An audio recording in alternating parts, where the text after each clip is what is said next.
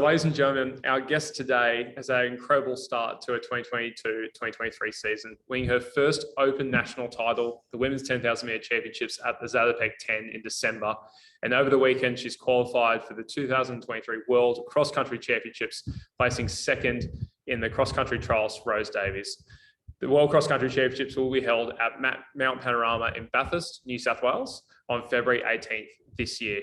She also won the largest fun run in the world in 2022, the Sea to Surf, as well as being an incredibly talented field in the Burnie 10 in Tasmania in October last year. With highly impressive personal bests of 9:06 for the 3K, 15:25 for the 5K, 31:43 for the 10K, and 71:47 for the half marathon, I'd like to welcome Leanne Pompeani. Hello, thanks for having me. Leanne, it's some CV and it's been built in quite incredibly, all those things I just mentioned in the last 9 months. Did you think in July last year I'd be reading out those achievements? July last year, it was there as a, hopeful, but nothing is certain. But I'm so glad that this is how it's been, my progress and how it's tracking, and that things are finally starting to click.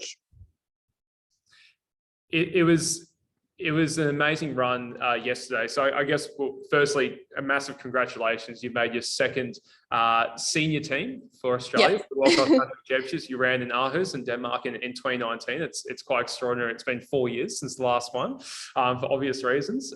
You also made the team as a junior in 2015 at just 18. I didn't realise that, so I did a bit of research. We'll talk about the race on the weekend first.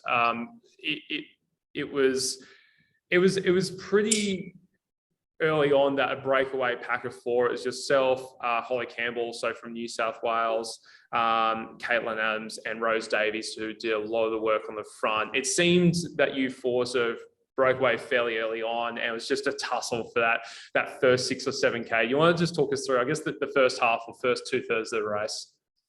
Yeah, it was. It's hard to know who was going to be there, and early on, I mean, so many names were being thrown into the mix. So I think it really could have been, from 1st to 10th place, it really could have been anyone. And the positions were sort of changing. Like like looking around, you had so many names still there, like Georgia Hansen, like Ellie Pashley was there, and different people took the lead at different times. So it was sort of second guessing yourself, thinking, are these ladies feeling, so much better than I am? I don't know, am I going to pop later? Are they going to pop later? I mean, that's just overthinking it during a race. But I think it was just, didn't feel too bad through 5K. And I think Rose was obviously thinking the same. And then can't actually remember when she put in the little surge, but it just felt like a little bit too much effort for me to go with it. Once you put in the surge, I think the gap didn't really change between us, and even from myself to Caitlin once we sort of spread out. And now that I think back, maybe I should have just tried to go with her. And then if I did that, then we could have been closer for more of the race. But yeah, that's just how it went. It just felt like that little extra effort to close the gap was going to cook me. But but coming into second was, I'm happy with that. It's interesting because there was 3 automatic spots. So Rose, yourself, and Caitlin are those automatic 3 spots. With Izzy Bat-Doyle, also from South Australia, Caitlin's teammate, Holly Campbell, and Ellie Pashley, as you mentioned, waiting for hopefully one of those discretionary spots for themselves, with Australia able to take 6 for both the Open and Open Men and Open Women's 10K. In that scenario where you're in the top 4, knowing that there's 3 automatic spots, is the mindset, particularly when Rose put in that burst around about the 7K mark, if I make top 3, I'm in? Or are you still thinking, no, I want to win this race? It's a bit of both. I mean, some people sort of suggested to me that they're like, oh, you must have just been happy to come through second. And I thought, no, that was very tough. If I could have won, I would have, I think. But so yeah, it was a tough race, but definitely just top 3, secure that. was the main goal. Yeah. Yeah, fantastic. And again, a big congratulations. Another Australian singlet is an extraordinary effort. You had an interview with Athletics Australia about a week before the race, really well written. They did a great job. And I think they gave you some very well-deserved limelight because I think that you have gone under the radar for a long time, at least at a national level. Do you think that the Zatopek 10 victory, the National 10,000 metre championships in December, really sort of got you sort of more on that back page of distance running in Australia? I think so. Yeah, and like you were reading out my PBs earlier, and they're all due to be, rewritten. It's just going to be finding races now. So in terms of track racing, I've generally in the past been injured when it comes around to, track races. Obviously, there are a lot more opportunities to race on the roads. And I think Zatopek was the race that sort of really changed it. I think the races throughout the year, though, have sort of been leading up to sort of being noticed, if that sort of makes sense. Like I was really happy with City to Surf. I was really happy with Bernie. So I don't think it should have come as too much of a surprise, but yeah. Yeah, absolutely. And I guess with that in mind as well, we've had the Tokyo Olympics when Australia was in lockdown. We just had some sensational results, particularly at the Commonwealth Games and the World Championships again. You think about the names: Jessica Hull, Lyndon Hall, Abby Caldwell, Stewie McSwain, Ollie Hall, Peter Bowl. Like, it kind of feels like there has been a big emphasis on distance track running, maybe outside the road, up until Sinead and Brett both broke those Australian marathon records on the same day. Do you kind of feel that the roads, like, yes, Sea to Surf is a big deal, but maybe, aren't as much of a focus as the track? Yeah, I mean, I think that's the thing. It's either, you have to make the teams. You want to be, you want to go to Commonwealth Games, you want to go to World Champs, you want to go to the Olympics. They're sort of the things that matter, unless it's like 10K road races. They're great, but they don't really mean as much as doing the marathon and, or competing in 10,000, 5,000 at the Olympics. So I think the next step would be making the team now for, 10,000 meters on the track, or, eventually as we're planning the marathon. But in terms of City to Surf, I think with something like that, it's more, for me, it was more looking at, look who's won it in the past. Look at the times they've run, and the fact that I was up there, I was pretty proud of that. All the names like Susie Power, that has the record for City to Surf. So it's just sort of looking at who else has done those races on the roads and thinking, well, look what they've achieved. So yeah.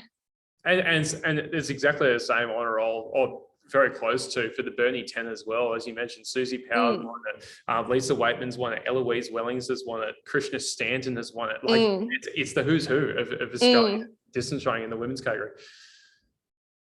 Yeah. And that's what makes me feel confident that if I'm doing these on the roads, where, like, road racing is fun, I probably prefer it over track, but but that's sort of not, I think the next step will be making the team on the track. And so we'll skip forwards from World Champs as well. World Cross Country Champs. We'll come back to that in a big way. Yeah. And is that the goal? The 5 or the 10,000, or you lean towards the 10,000 for the Budapest World Champs in August? I think, well, I'd go for either, if whatever sort of presents itself. But I think the 10,000 potentially I would be a little bit stronger in. But yeah, both I really want to work on in the months coming up. Just for people listening, those automatic qualifiers are pretty extraordinary. 14:57 for the 5,000 and 30:40 for the 10,000 meters. I don't believe the Australian record is miles under that. It might be 30:37. It's not. I think so. I think it's only 3 seconds quicker.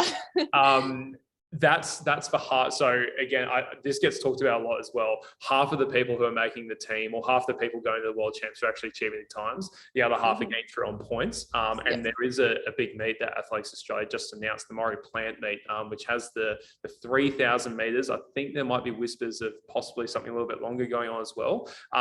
In terms of those points races, they're going to be really critical for you, as well as the times. Are those events like the Maurie Plant Meet, and I think you mentioned in previous interviews going overseas to chase those qualifiers, is that sort of the goal after World Cross? Yeah. Obviously, 30-40 is very tough. And, you want to be ambitious, but I think if I'm going to be making it, it'll be chasing the points. It'll be finding the meets that I plan to run fast. And this is where, I'm fairly new to this scene of sort of slightly higher level of running. So, I'm taking all the assistance I can get from people that have been there and are willing to help out. It'll be, I'm very interested in the Melbourne meet, the Maurie Plant meet. Obviously, it's not long after World Cross, but I think if you can do the race and just recover from between then and Melbourne, I should be okay. I mean, my 3K PB isn't anything outstanding, so I'd like to rewrite that. And it's there's a lot on the line for that meet.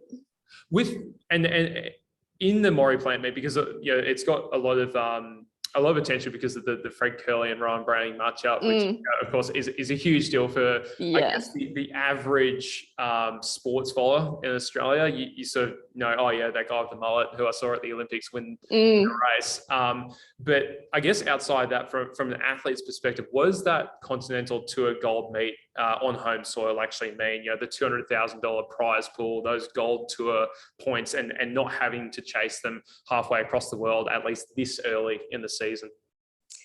I mean, I don't know a lot how it works, but but I know being a gold standard meet, and for it to be so close to home, not having to travel.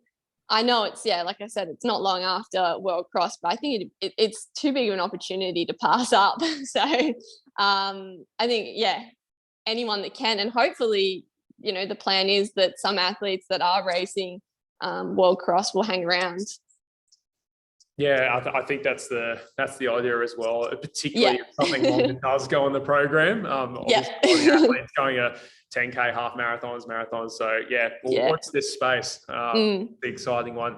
I just wanted to jump back, I guess, to how you started to get into running. And there was a really good article in the Canberra Times, which I found out that you're a very elite junior soccer player, or football player, whatever you decide to call it. And you were playing for Canberra FC, had hopes of playing in the W League. Do you want to just talk us through, I guess, your career as a junior soccer player, but also that transition, what it looked like, how hard that decision was, and how your current coach, Des Proctor, played that decision making as well? Football, soccer was my first sort of major sport. Started at 4 years old. Always sporty, like most runners were in a lot of sports. Like did little athletics every summer, but that was more just a summer sport. And it's sort of so Des was my high school PE teacher, and obviously I would do school cross country and do okay, just natural talent there. Des tried to convince me to come to his running group, but soccer was obviously my major sport, and I was really looking to play in the W League. I was started training a bit with Canberra United. I was with ACTAS, so ACT Academy of Sport for soccer, for a couple of years, and that's sort of what got me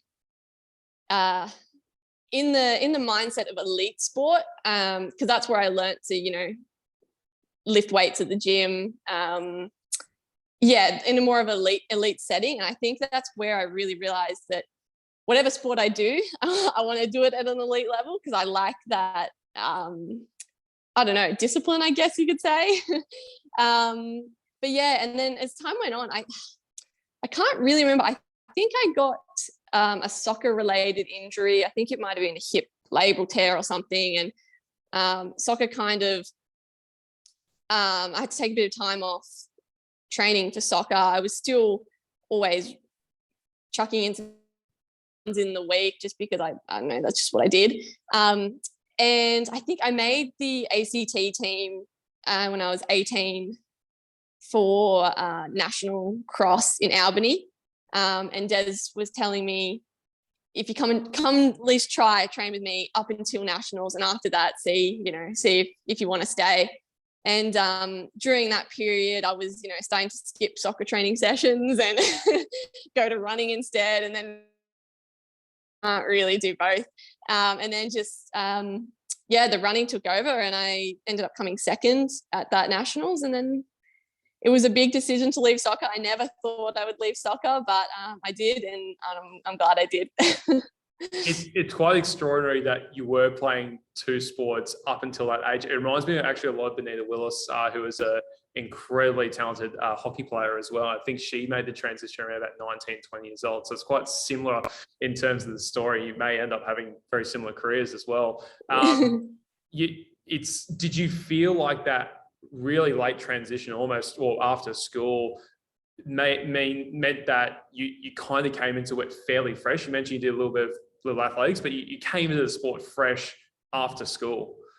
Yeah, I mean, I think there's so many ways to do it and make it to the top, but I think I do like the idea of just do whatever sports you want to do young, and many as you can, include little athletics. So I think, because obviously when you do athletics, you're doing throws, you're doing jumps, you're doing sprints, you're doing, and I do think, coming in late is one way that can work very well for athletes, because you see a lot that just get burnt out way too early before they even reach seniors. So, yeah. Yeah, well said. Yeah, I like that. Des has 50 athletes in his squad, and I didn't know this. He's got 10-year-olds and 60-year-olds. Yeah. Tell me how a training session looks like. It can get pretty chaotic, but yeah. So our group is a mix of people that are serious and people that are there for just social or health, just general fitness.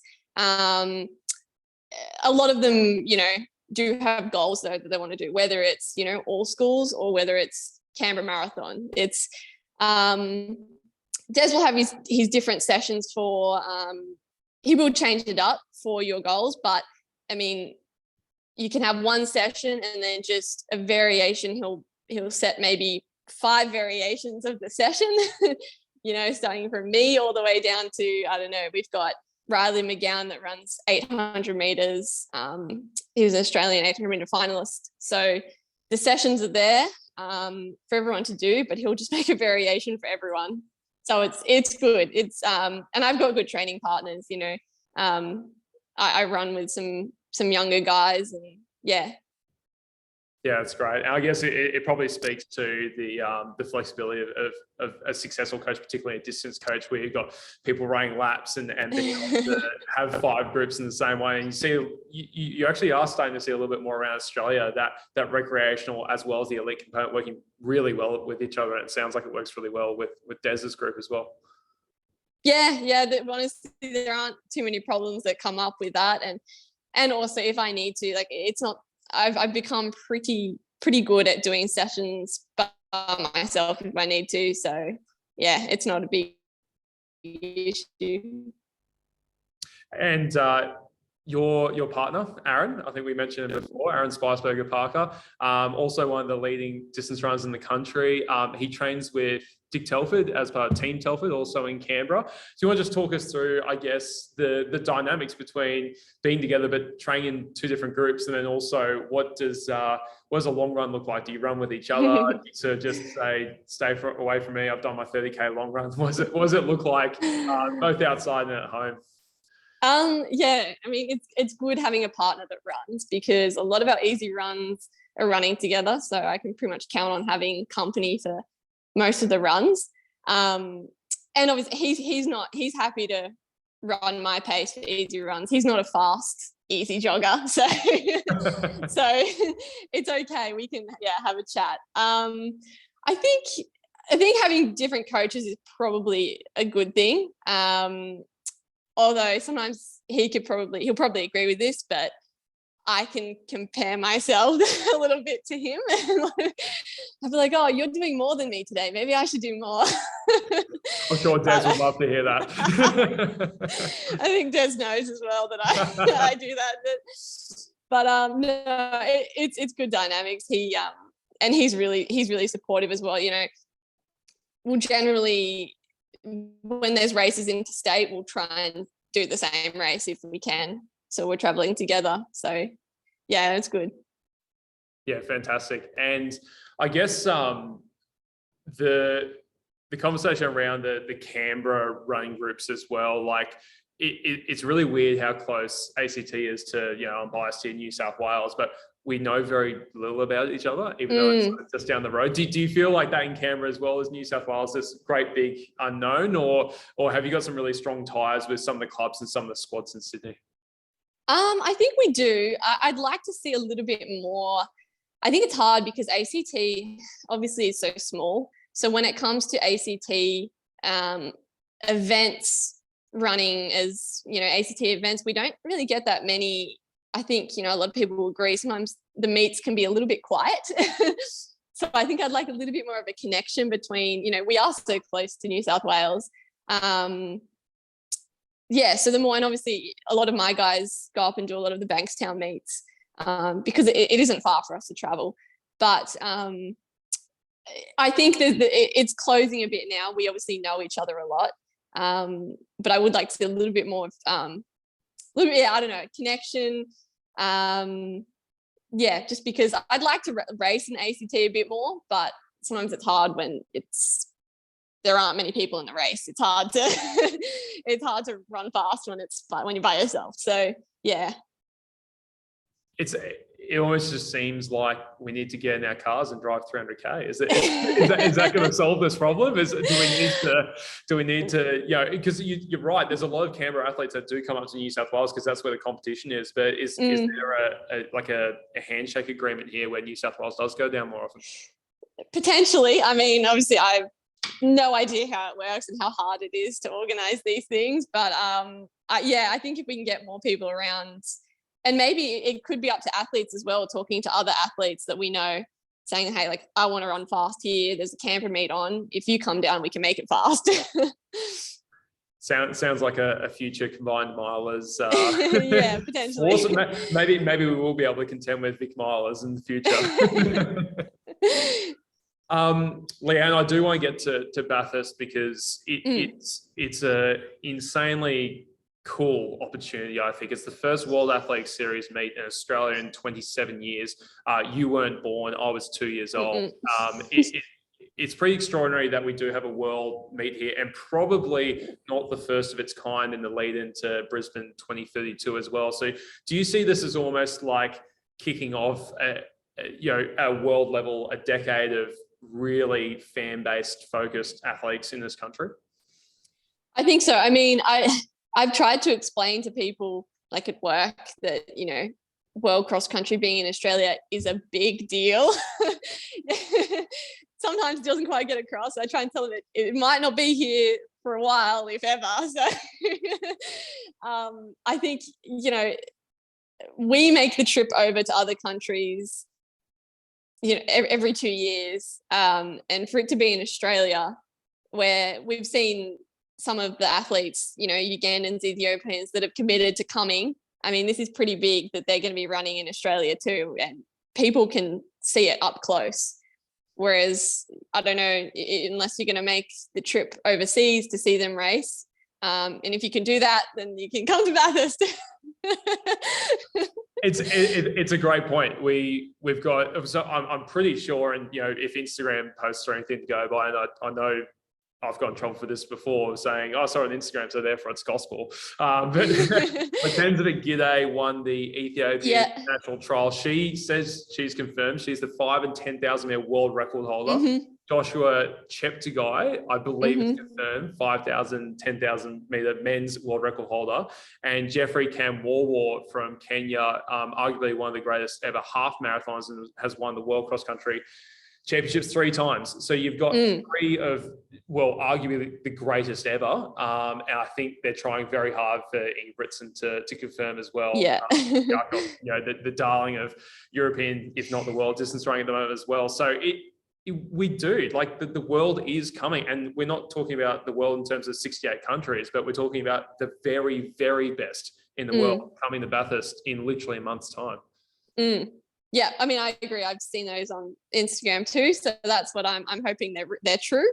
But yeah, it's exciting, and I'm even now I'm going to be racing against them, so it's a little bit.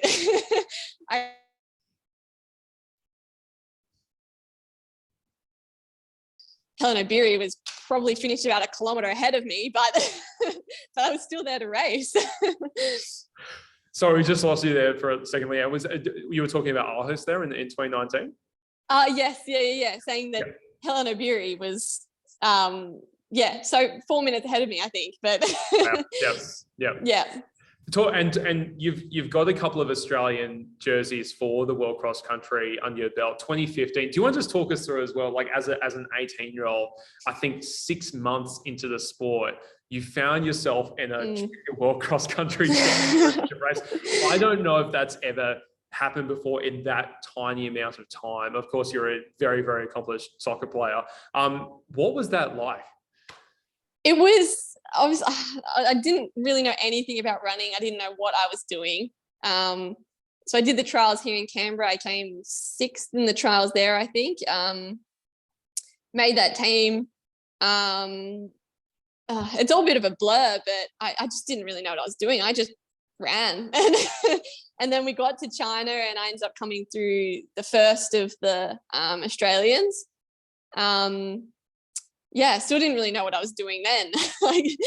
I think I started off very slow in that race, and then just overtook people as I went, and I just took it all in my stride, really. I didn't, It's how I run cross country. Yeah. You then went to America for a bit after that. Is that right? So you probably got a little bit more cross country running under your belt in your sort of late teens, early 20s? Yeah. I went to junior college in Iowa. I was only there for a year and a half. It wasn't really the right place for me at that time. Headspace probably wasn't where it should have been. I was freezing, so it's not the most exciting place to be a runner. But I think for me that was good, just to get, because I was still so new to running, just to get the experience of racing. Racing everything from them throwing me into a 4x400 to running junior college, do half marathons as well. So that's where I ran my first half marathon. Wow, that's quite as a 400 to a half. When if you don't mind me asking, you mentioned your headspace wasn't there for college. Was that from I guess, again, coming fresh in the sport, the mileage? Was it the team mentality? Was it just the pressure that you were getting put under to get points? What was it in particular? This is one thing I actually haven't spoken about. So coming towards the end of my switchover period from soccer to running, I was going through depression and eating disorder. So it was still sort of, I was getting a lot better by the time I was at college, but obviously it takes a while for you to start feeling 100%. So that was still sort of sitting there, and that's sort of where I was struggling a little bit still. So that was where my headspace wasn't really